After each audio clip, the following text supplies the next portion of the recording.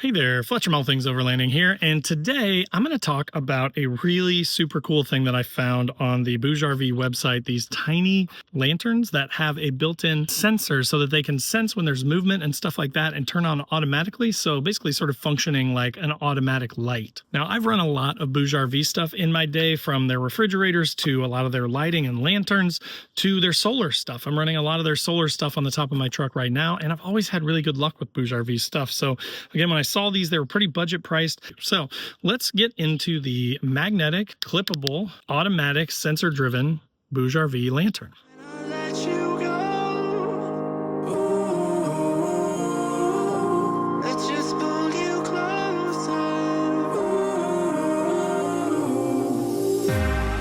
Understand where it came from, but you got it, I got it. It began in the land of the sandstorm. I fought it, though I wanted everything to do with what you give to me. Loosening my grip. All right, guys, so I'm just going to kind of start by talking you through the features of this thing, sort of the buttons and everything, how to read everything, and how it works. And then I'm going to kind of show it in action because it has a number of really cool ways to set this thing up and use it on your vehicle. So right here is where the sensor is. So this is what you want to have exposed for, viewing motion. So you do want to make sure that that is in a spot where it's not blocked. This is where the actual LED strip is, the lights themselves. On the top here, you've got a power switch, which obviously is going to turn it on. Here on top, you've also got charge increment indicators that will show you 25% increments. And you've got a plus and minus button that you can use to adjust the brightness of the light. Now, as far as mounting this thing goes, you have a couple of really cool options. So one is a clip. You can clip this onto, say, one of those sleeves in your rooftop tent. So if you have those sort of pockets up there, you could just easily clip this up there. You could clip it to your shirt or a hat. If you wanted to use it like a headlamp around camp, you could totally do that.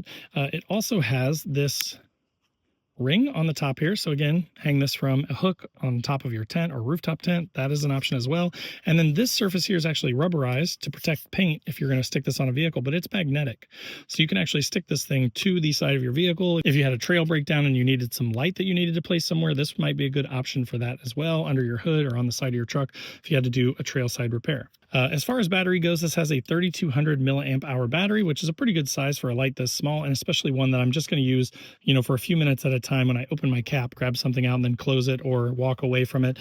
And the fact that it has a built-in sensor is really nice because I don't have to worry about turning it on and off all the time. So now let's operate this thing just to kind of show you how easy that is. So if we hit the power button here, you just have to hold it for maybe about 3 or 4 seconds to turn it on. Then you've got your plus and minus, right? And as you can see, as I'm hitting minus, it's going down in brightness. When I hit plus, it goes up. It has about 5 levels. So we're at 5, 4, 3, 2, 1 is the dimmest. So you've got about 5 different levels there that you can do of brightness. So if you want your battery to last a little longer and you don't need to blast the light out, or you want to reduce the number of bugs, you could turn it down and make it more dim, make it last longer. Now this here on the middle, I believe, is the sensor button. So you can kind of see how it is illuminated blue there. I think that means that it's now sensor operated. And when you hit it again, it turns it off. And that makes it so that it's just you hitting the power button to turn it on and off, right? Now, one other thing that I want to point out that's really super cool is this has different light modes. So it has this ultra white sort of bright light mode. If you tap the power button, it goes to like a warmer sort of light that's going to be, less aggressive. And if you hit it again, here's what I'm planning to use in my truck. It has a red mode.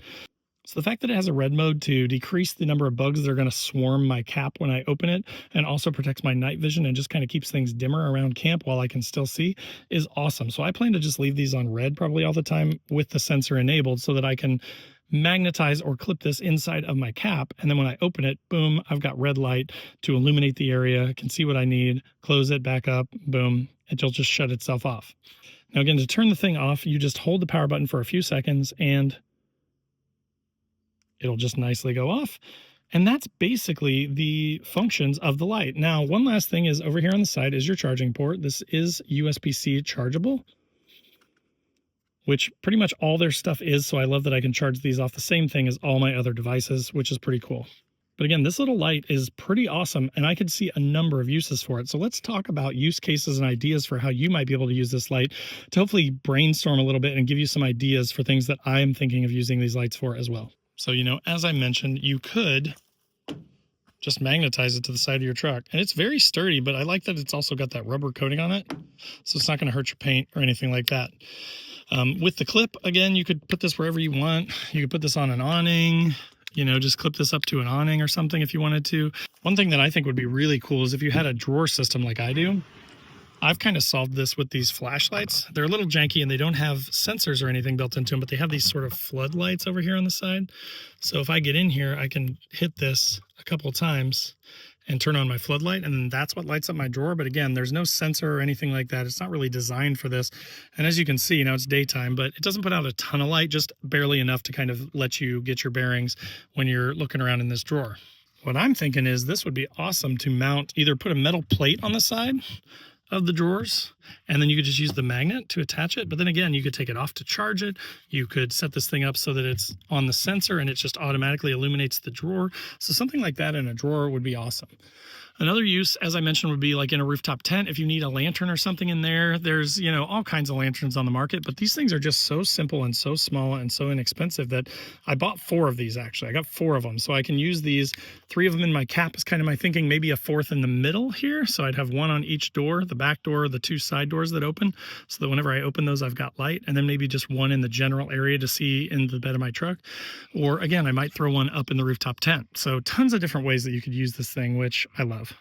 All right, but that will do it for the BougeRV sensor light. Again, these things are awesome. I will put a link in the description down below to them. I picked up a few of them. It can't hurt to have more than one for the price, and they're just so cool and so usable in so many ways that you can use these things that I had to have them. So wanted to just share these with you guys, and I hope that's helpful. If it was helpful, click that like button. That helps a ton. It shows other people that you got value out of the video.